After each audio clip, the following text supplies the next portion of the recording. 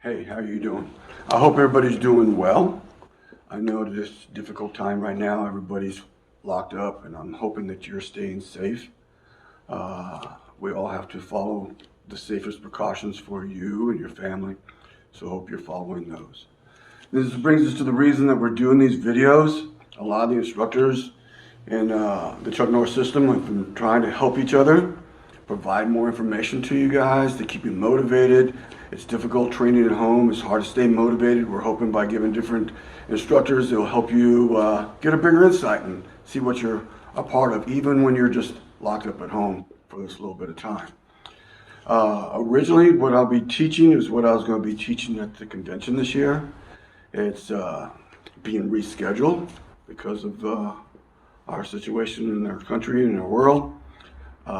So with that, the video that we sent out is a exercise kata, and we're going to be breaking that down into pieces to what it really is. The kata is not the most important part. It's the self-defense combinations that are in the kata. So we're going to do them first and then use the kata just to help us remember all the different self-defense combinations. It's a situation where you'll be defending from the ground, working on a couple predicaments you might be in there, getting up to your feet, the person attacking you, you controlling them, and then the final one is a gun attack to your face. With that said, let's get started.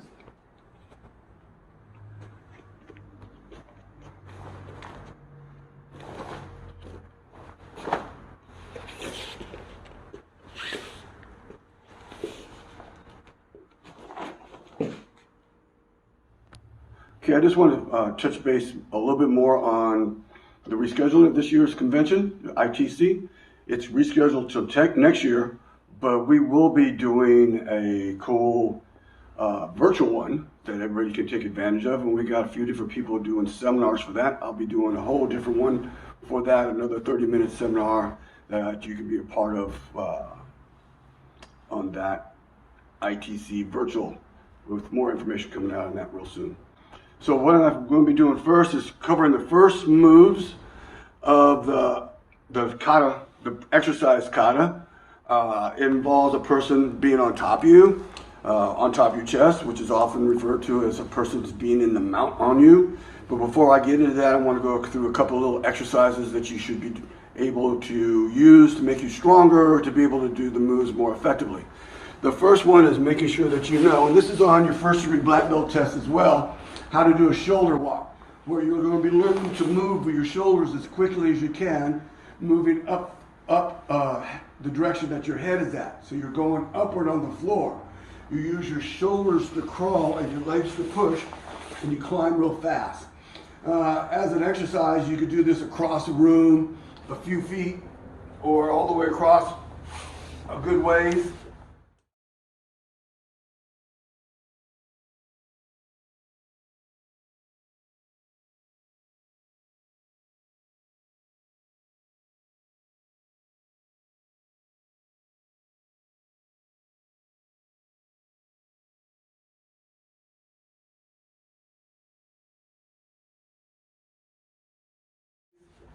Another important exercise I think people should get involved with is a lot of core exercises for your hips and back and stomach, and just a regular sit-up. But I like sit-ups that would make you shoot your arms forward as if you're shooting yourself up into someone. Oftentimes a person that could be on the top of you might be striking down, and you don't want to necessarily wait for them. You want to shoot up to them and catch that arm coming down and bring it down with you.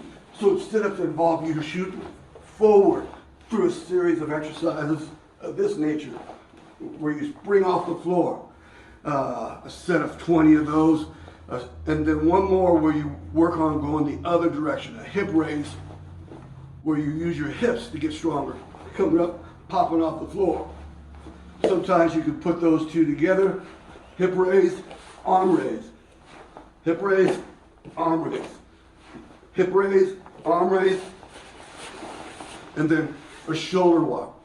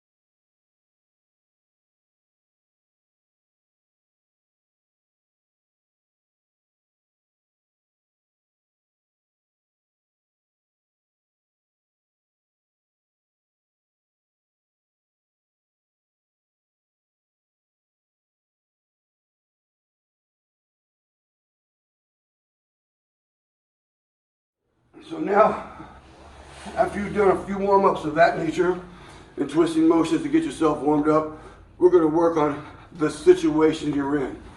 Now, we're going to practice this as if nobody has a partner to practice with.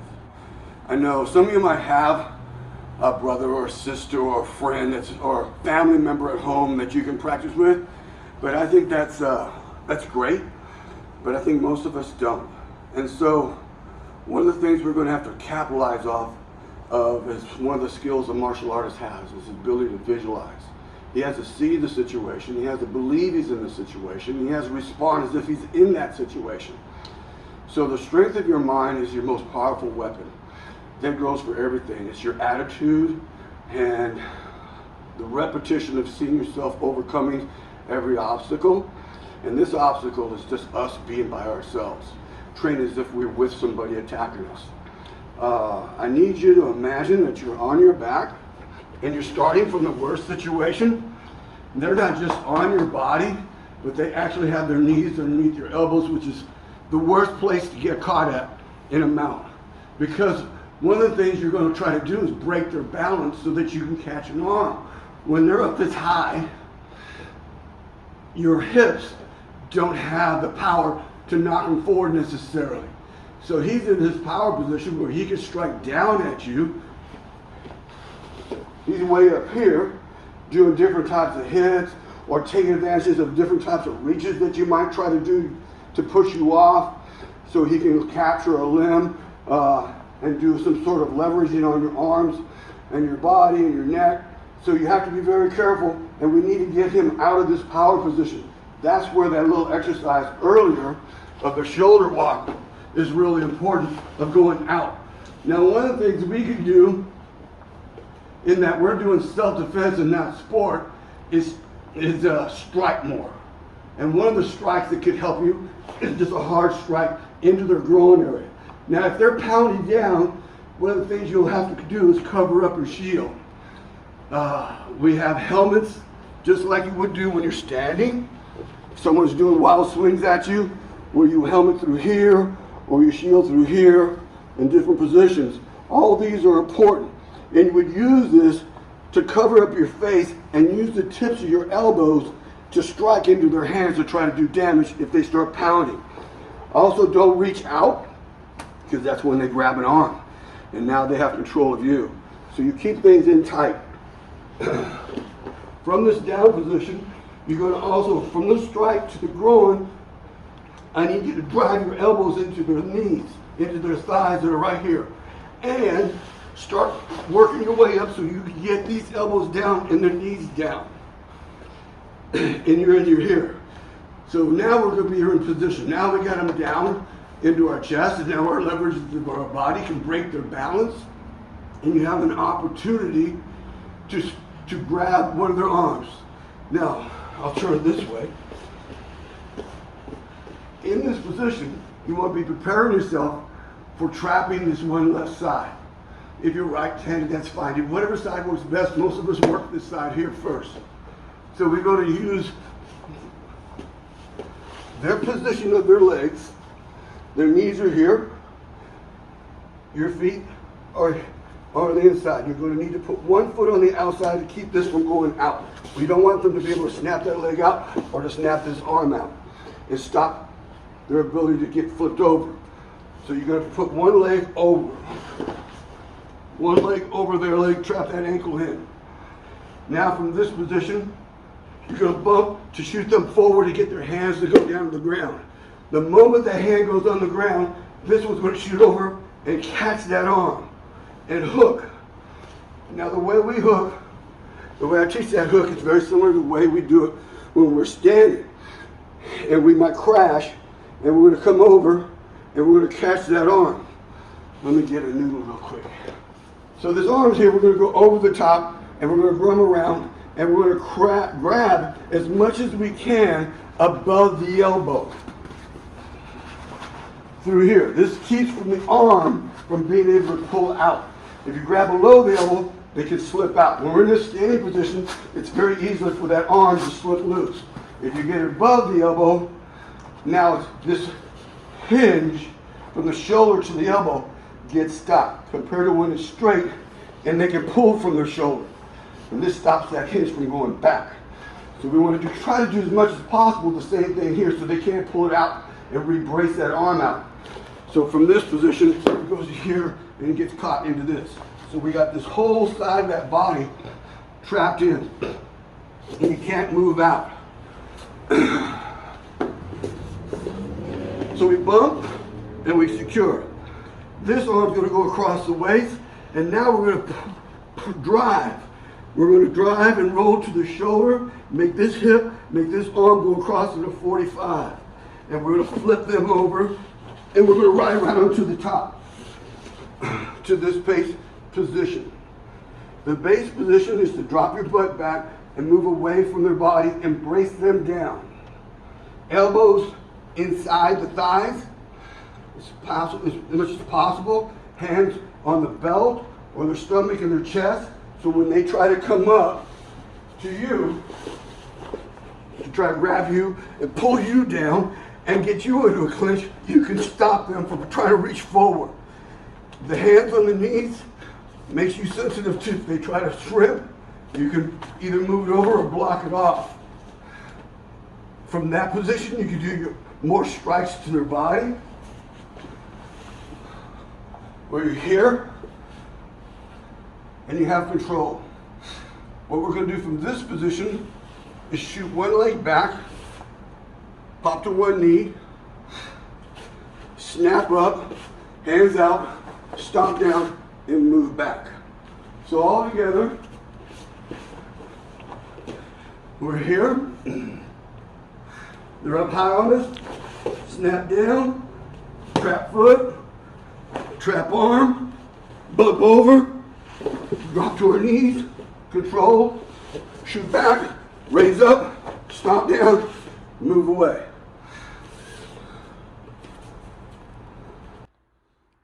All right, so that's the exercise on the floor. And there's a lot of detail involved with that. There's extra videos to give more information, how to do a proper base off that in the guard. You're going to work on getting out from under a mount, and then you can work on escaping a guard.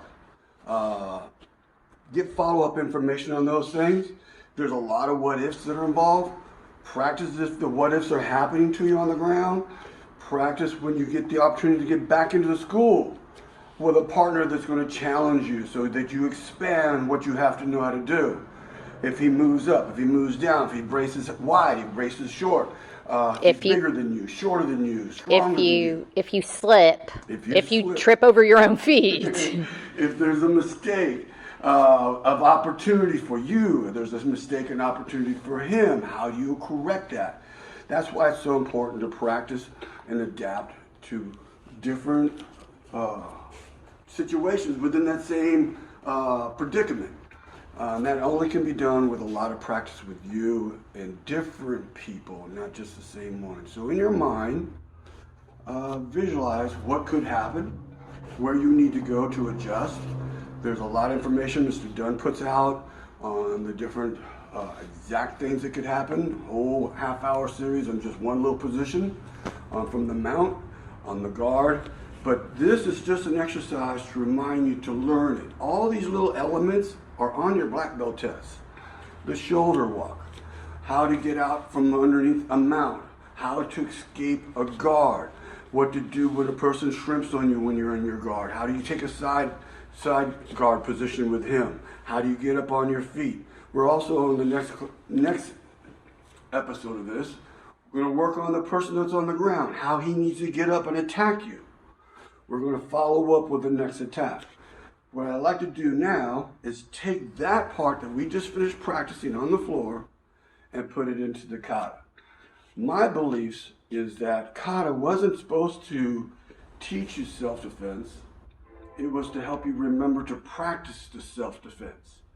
If you look at a kata and not know it, and you try to learn what is going on in there, oftentimes you're doing the wrong thing. You're seeing the wrong type of situation. You're seeing the wrong type of self-defense. You're seeing the wrong type of an attack and positioning. But when you learn the self-defense first, the kata will remind you how to practice it for real.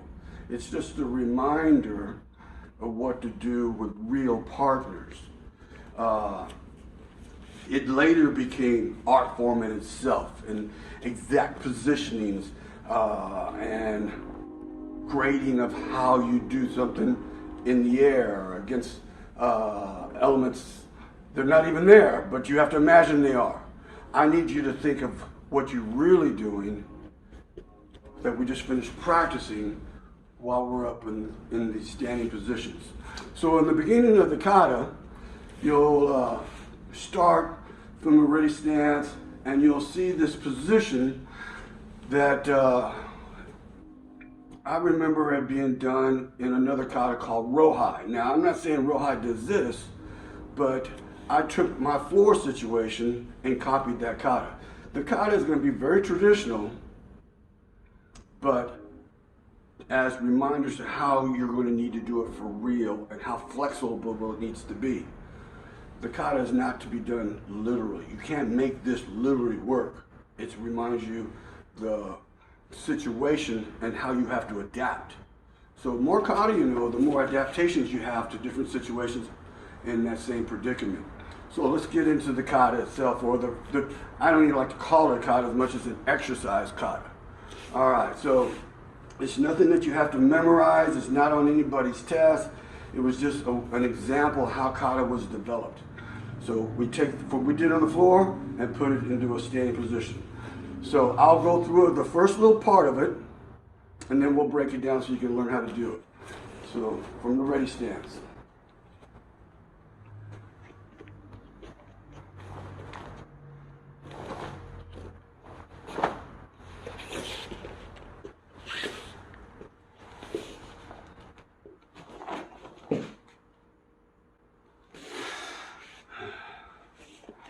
All right, we'll do it again, and my daughter's helping me video today. She'll be videoing this time from the back of me.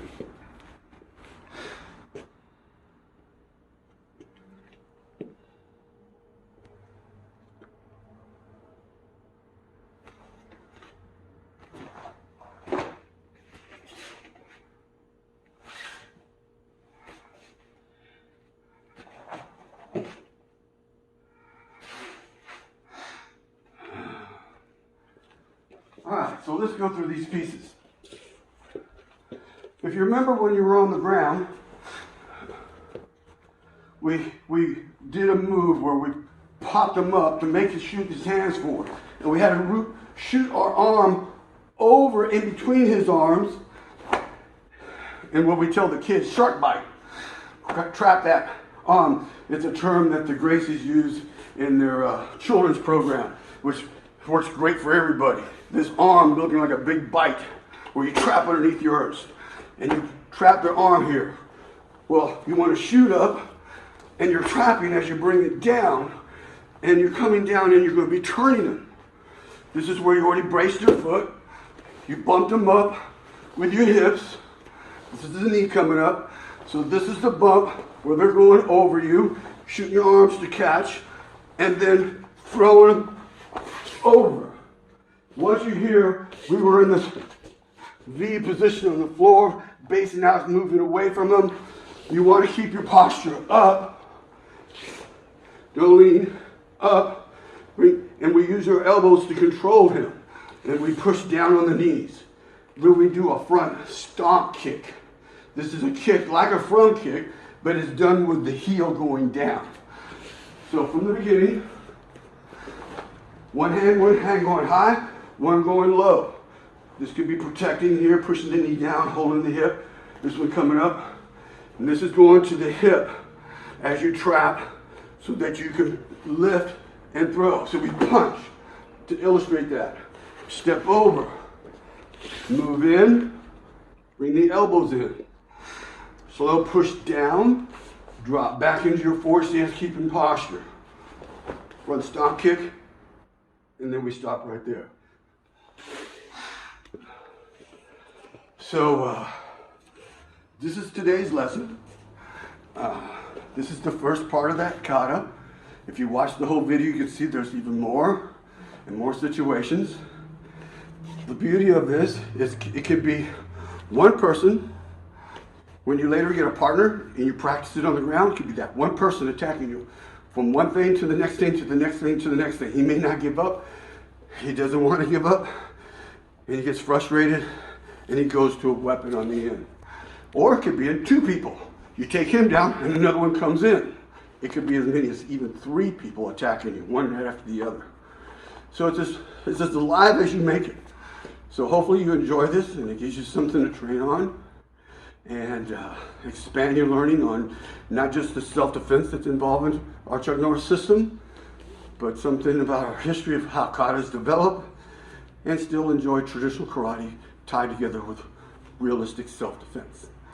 Train hard, and I'll see you next week. Thank you.